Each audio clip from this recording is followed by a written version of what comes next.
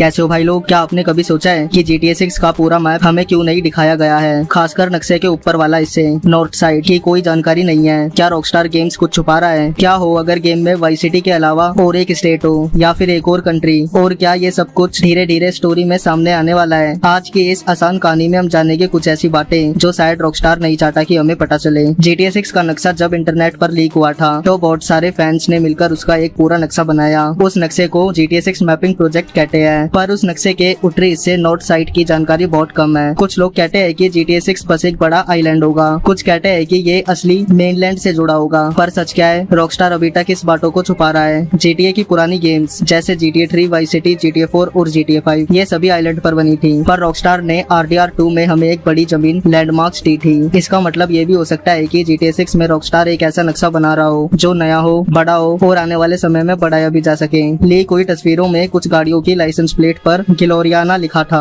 अब तक हमें पता है कि GTA 6 में जो जगह है उसका नाम नीलोनिडा है, जो असल में फ्लोरिडा पर बनी है, पर जॉर्जियाना असली जिंदगी में जॉर्जिया स्टेट से मिलती है जो फ्लोरिडा के ठीक ऊपर है। अब सोचिए, अगर ग्लोरिना के नंबर प्लेट्स दिखाई गए हैं तो क्या गेम में ये स्टेट भी आने वाली है? रॉकस्टार ने अगर छुपाना होता तो ये नाम हटा देते, पर उन्होंने जानबूझकर दिखाया। GTA 6 का शुरुआती नाम था प्रोजेक्ट अमेरिका। इसका मतलब था कि गेम सिर्फ अमेरिका के एक हिस्से में नहीं बल्कि नॉर्थ और साउथ अमेरिका दोनों जगहों पर होगा। गेम में हो सकता था गैंग्स की लड़ाई और बड़ी क्रिमिनल स्टोरी। ब्लूमबर्ग नाम की बड़ी न्यूज वेबसाइट ने भी कहा था कि रॉकस्टार ने शुरू में प्लान बनाया था लेकिन बाद में उसे छोटा कर दिया गया, पर वो आइडिया शायद पूरी तरह से हटाया नहीं है। अगर आपने RDR 2 खेला है तो आपको गुरुमा याद होगी। वो एक अलग सा आइलैंड था जो एक मिशन में अचानक आ गया था। GTA 6 में भी ऐसा हो सकता है, एक अलग आइलैंड, अलग कल्चर, नई गाड़ियाँ, नया खतरा। जैसे GTA ऑनलाइन में कायो पेरिको में था, वैसे ही GTA 6 में भी नया छुपा हुआ आइलैंड आ सकता है। असल जिंदगी में बहामास मयामी से सिर्फ 50 मील दूर है। GTA 6 में अगर कोई तस्करी मिशन हो तो ऐसे आइलैंड का होना जरूरी है। ट्रेलर में हमने देखा कि कार्ल नाव पर खड़ा है और एक हवाई जहाज समुद्र से कुछ गिराता है। क्या वो ड्रग का पैकेट था? तो सवाल है वो कहाँ से आया